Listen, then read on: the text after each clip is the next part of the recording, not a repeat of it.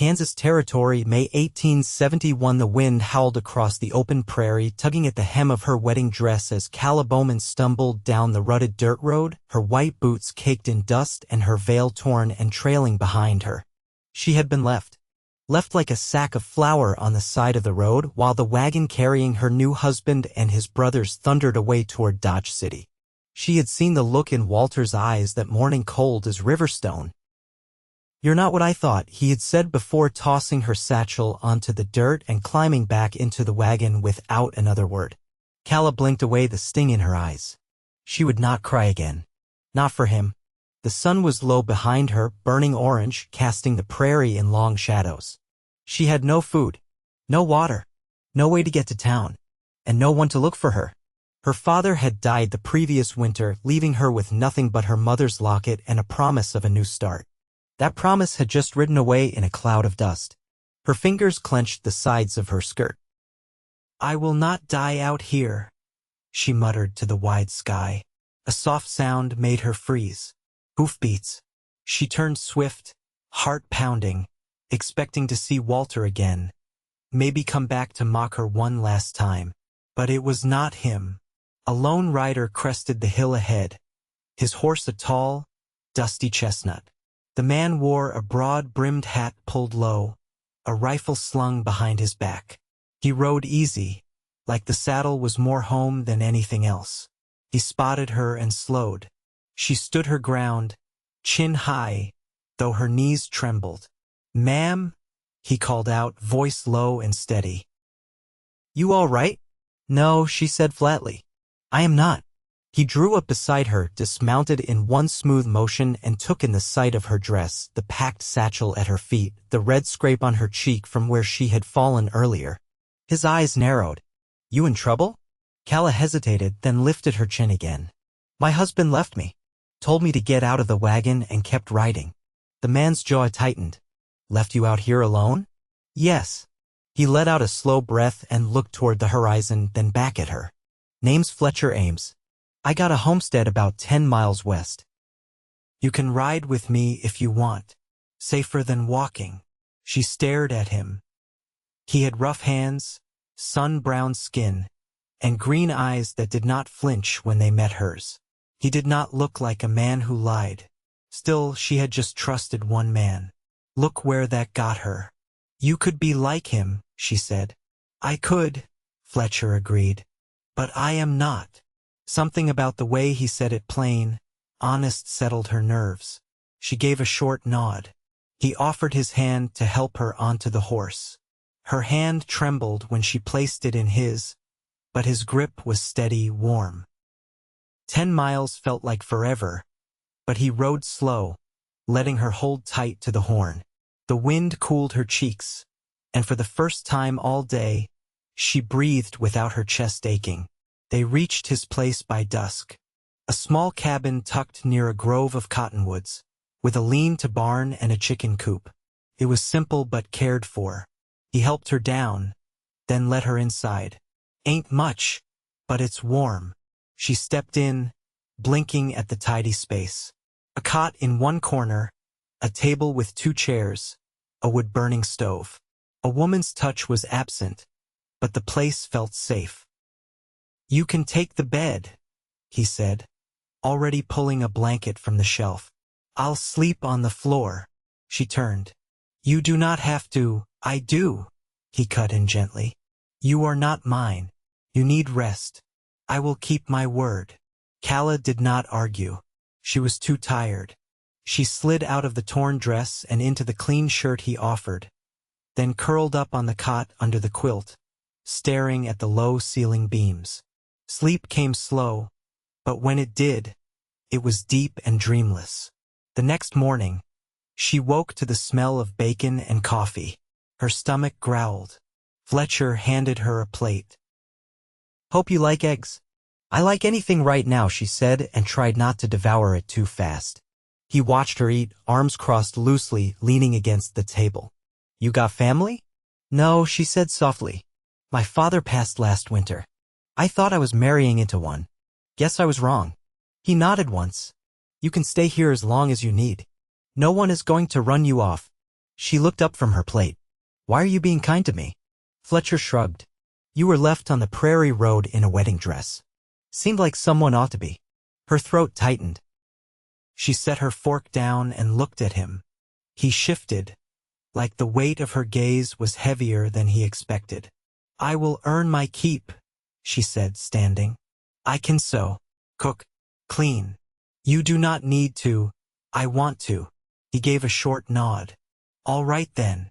That day, she swept the cabin, washed the dishes, and helped gather eggs. Fletcher showed her how to fix the chicken wire. They worked quiet beside each other, but it was not the awkward silence of strangers. It was easier than that. At supper, she caught him watching her more than once, not with hunger or pity but with something warmer. He looked like a man who had learned not to expect much and was surprised when something good showed up anyway. Days passed. Calla mended his shirts, planted beans in the garden, and learned how to chop wood without bruising her hands. Fletcher never asked for more than she offered, but he never let her feel like a burden either. One evening, as the sun dipped low and the sky turned soft with peach light, she stood by the fence, watching the chickens hustle into the coop. Fletcher walked up beside her, arms folded. "You are not the same woman I found on the road," he said. "No," she agreed. "I am not. You smile more." She looked at him. "So do you." He did not deny it. She turned to face him fully. "Why are you still alone out here?" His eyes searched hers. "Never met someone who made it feel like home." Calla reached for his hand. "Maybe you have now." He took her hand, held it tight, and nodded once. "Maybe I have." The first rain came 5 days after Calla settled into Fletcher's cabin. It began with a hush, a soft patter on the roof that grew into a steady drumming. The ground drank it greedily, and the air filled with the sweet scent of wet earth and greening things. Calla stood at the open door, sleeves rolled to her elbows, watching the droplets beat along the split rail fence. Behind her, Fletcher stirred a pot on the stove. The scent of simmering beans and salt pork filled the room. "You ever plant before?" he asked without looking up. "Only in window boxes," she said, wiping her hands on her apron. "My mother kept geraniums." He glanced over his shoulder. "Not much use for flowers out here." "You ever want to try your hand at squash or onions? I'll show you how." She stepped back from the door. "I'd like that." Fletcher ladled stew into 2 mismatched bowls. They ate at the table, the only sound the occasional crack of thunder and the scrape of spoons across tin. When the storm broke open full, rattling the windows, Calla startled. Fletcher didn't speak, just reached for the lantern and turned the wick down low. The glow flickered across his face, catching the fine lines near his eyes. "I'm not afraid," she said, more to herself than to him. He didn't answer right away. "Nobody said you were." She set her spoon aside. "You ever been married?" "No, ever wanted to be?" He leaned back, arms folded over his chest. "Didn't think much on it. Not till lately." The silence that followed wasn't uncomfortable. It was heavy with something unspoken, something that sat between them like a question neither dared to voice. The next morning, the world smelled clean and bright. Water pooled in the wagon ruts outside the barn, and the leaves of the cottonwoods dripped slow and steady. Fletcher handed her a basket and pointed toward the coop. "Should be dry enough now." "Eggs'll be warm." She didn't mind the mud. She liked the squelch of it under her boots, the way the hens muttered around her ankles. When she returned, Fletcher was oiling the hinges on the barn door.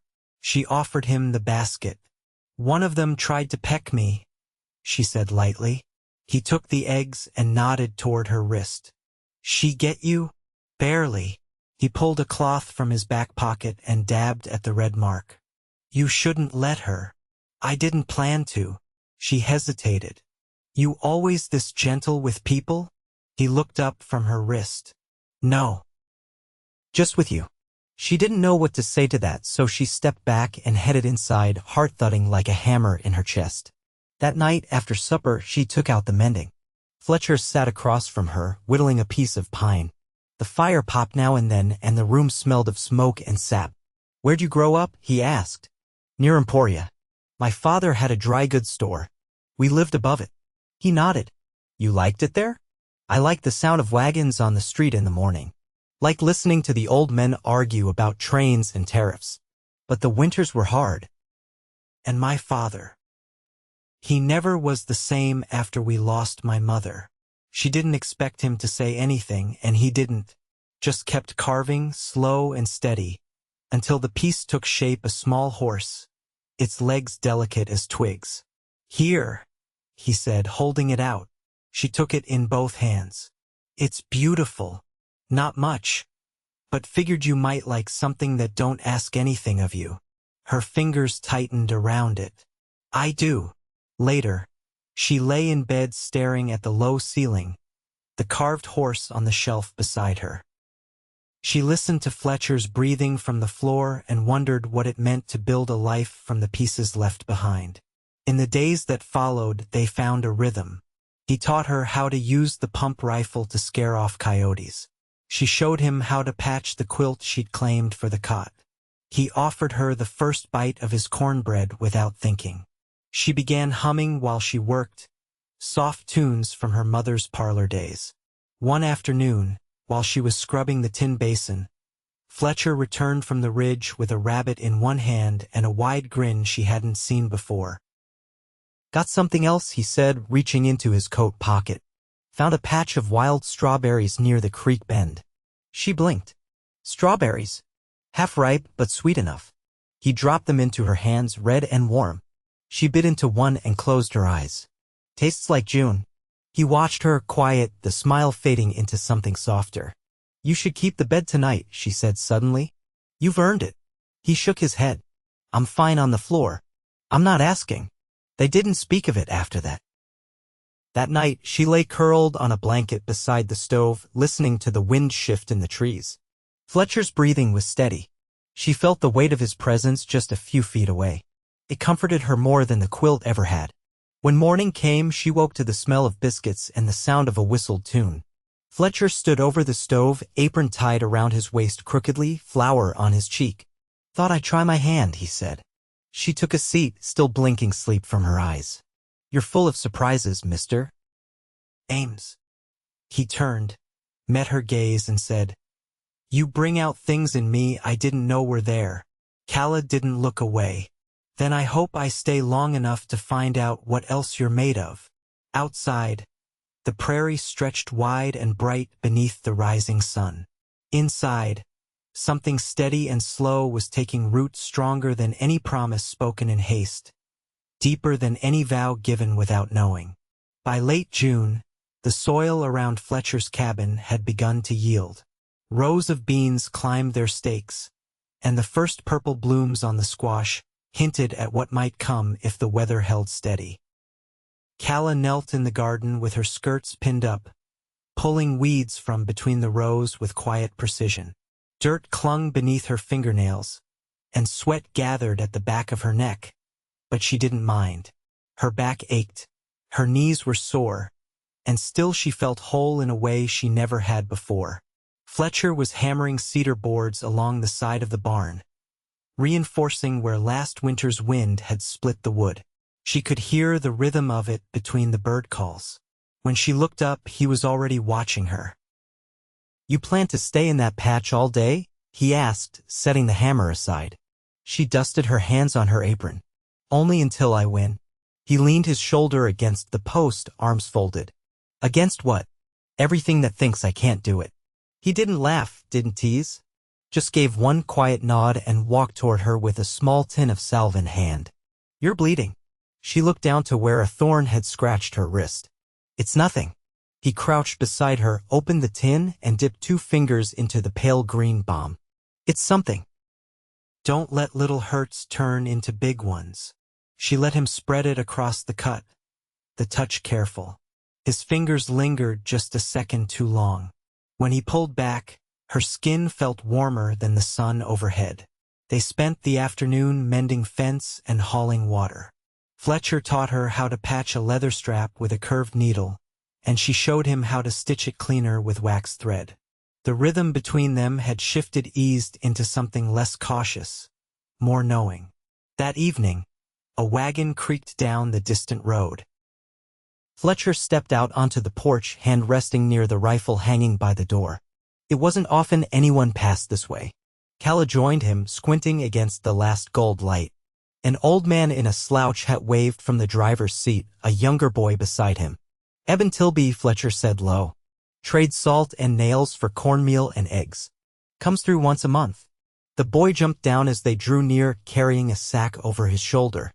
The old man tipped his hat. "Evenin', Ames. Heard you had company." Fletcher didn't answer. Calla stepped forward. "I'm Calla Beauman. I help here."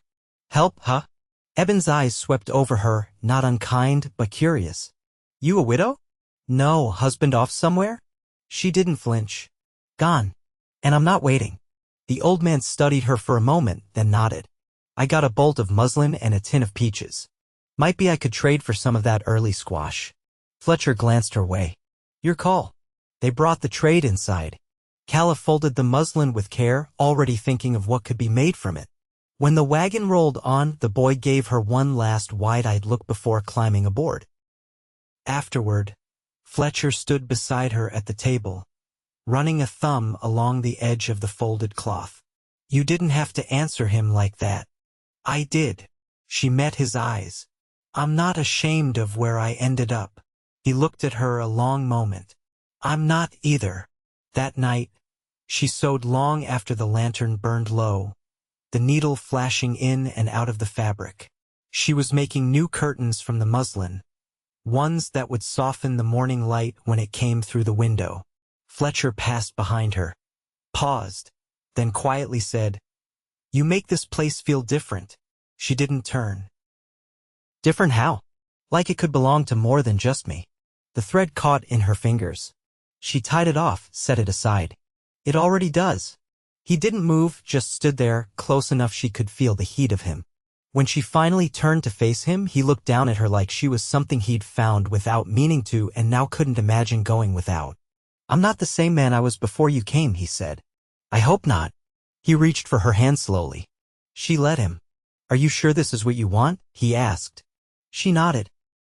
"I've never been more sure of anything." He leaned forward until his forehead touched hers. "Then stay. Not just because you need a roof. Stay because this means something." She breathed in the scent of cedar and earth and him. "I already have." Outside, the prairie was still. Inside, their hands stayed clasped, no longer reaching, only holding. The first calf was born under a sky veiled in gray. Fletcher found it just after dawn, nestled in the tall grass beyond the pasture fence, steam rising from its damp coat. The cow stood over it, sides heaving but calm. He knelt, checked the hooves, the eyes, the little ribs that fluttered with life. Then he stood and looked toward the house where smoke curled from the chimney and the curtain now hung soft and straight in the kitchen window. Inside, Calla was kneading dough. Her sleeves were rolled high, a streak of flour along her jaw. The new rhythm of the place had settled into her bones. Rise early, work steady, speak plain. She didn't flinch when Fletcher came in with his boots muddied and his coat damp from fog. "Little bull calf," he said, hanging his hat near the door. "Strong." "Took to the teat right off." She nodded, wiping her hands on the cloth beside the basin. "That's good.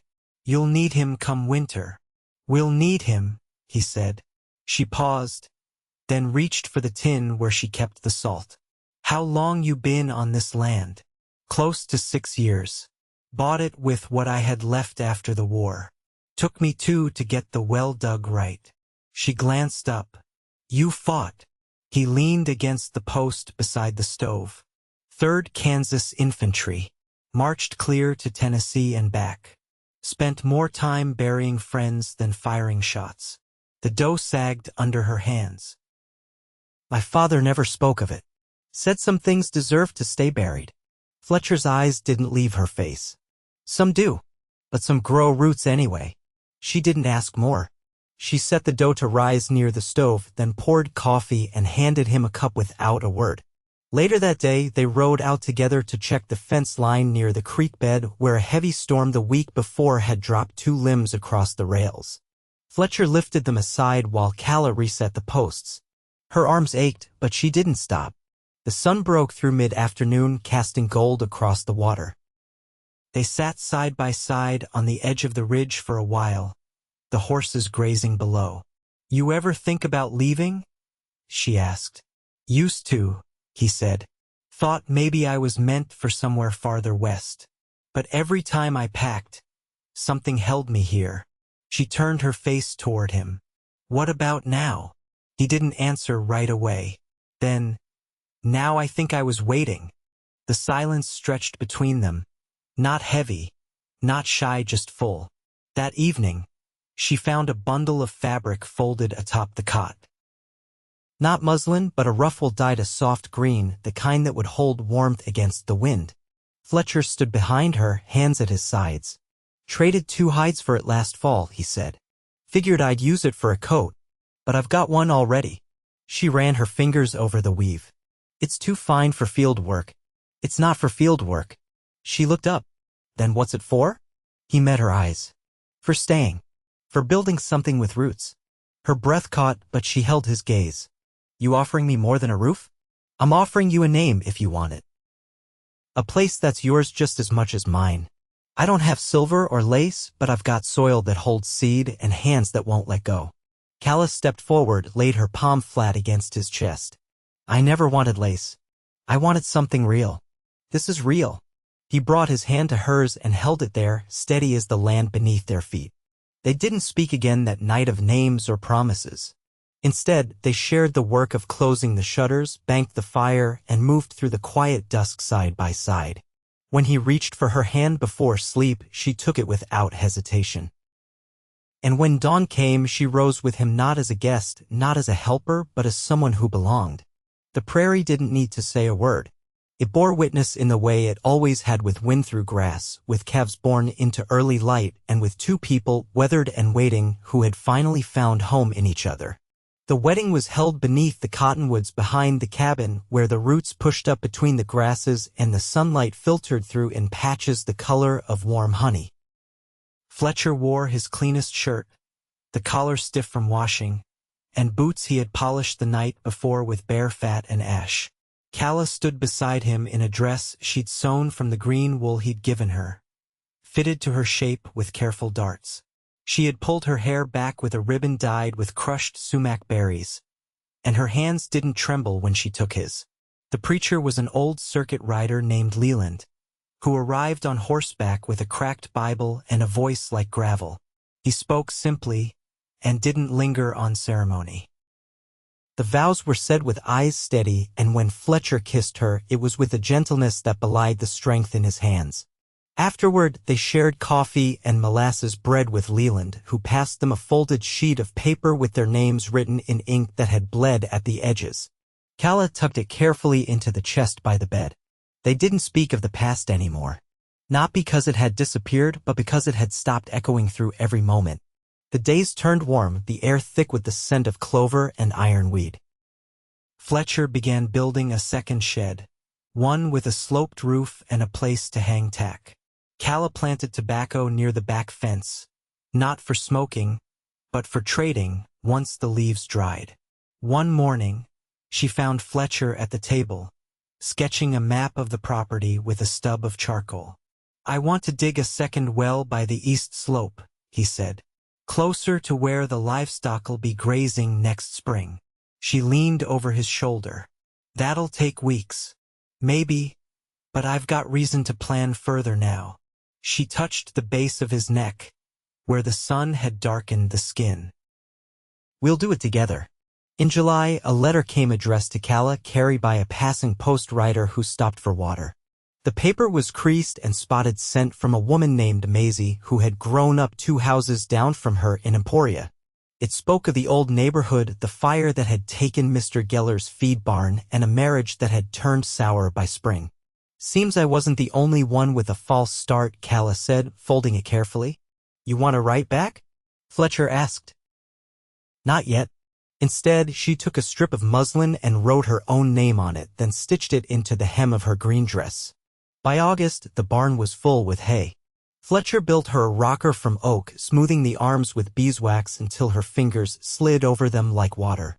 She kept it by the hearth where she could sew in the evenings or read the psalter she had found tucked between his father's ledgers. Their days were full but not hurried. In the afternoons, after the worst heat passed, they would walk the northern field where the grass grew higher. Fletcher would tell her how to read the clouds, how to smell rain in the air before it came. She taught him how to boil lye soap without scorching the fat and how to knit a cap that wouldn't unravel in the wash. One night, after a long day of hauling river stones to line the garden beds, she found him sitting on the porch watching the moon rise. "You ever think it could be like this?" he asked. "No," she said, sinking down beside him. "But I hoped." He rested his hand on her knee. "You feel safe now?" She turned to him. "I feel like I belong." It was not grand what they had, no parlor, no silver, no hired hands to carry the weight of the days. But it was honest, built from sweat and quiet kindness, from mended shirts and shared tools.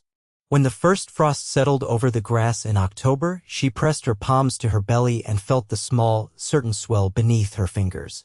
She waited until breakfast when the sun had just crested the ridge and Fletcher was tying on his boots. "We'll need to build a cradle," she said, voice calm. He looked up, brow furrowed. "You mean?" She nodded, and his face went still, then broke into something bright and wide and wordless. He crossed the room in 2 strides and wrapped his arms around her, careful and strong. They didn't speak of names yet, or what color the blanket should be. There'd be time for that. That winter, Fletcher built the cradle by hand from walnut he had saved behind the barn. Calla lined it with quilted cotton and stitched a bluebird into the corner. The baby came in late May, born in the quiet hours just before dawn, with lungs strong as cattle bells and a dark patch of hair at the crown of her head. They called her Mercy. She grew fast, strong-legged and bright-eyed, drawn to Fletcher's voice and Calla's scent. When she laughed, it sounded like wind chimes caught on a summer breeze. Years passed, but the land never stopped giving. The trees thickened, the garden spread. Calla opened a small school in the front room for the neighboring children. Once word spread that she could read and teach sums. Fletcher began raising mules alongside cattle, and by the 3rd year they had enough to trade for a piano someone had hauled in from St. Louis. They played it on Sundays, Mercy perched on her father's knee, hands slapping the keys with glee. Sometimes Calla would sit at the window in the quiet, watching the fields. She would rest her hand over her heart and remember the girl she had been that day on the road, tired, cast aside, alone. That girl had vanished, not forgotten, but transformed. Fletcher never stopped calling her my heart. Not in front of others, never loud, but in the soft way he spoke when they lay beneath the quilt at night. The fire burned low, and the world felt still. They did not chase a grand life. They built a good one. And in every season, through hardship and harvest, through snow and seed, they stayed together. Always.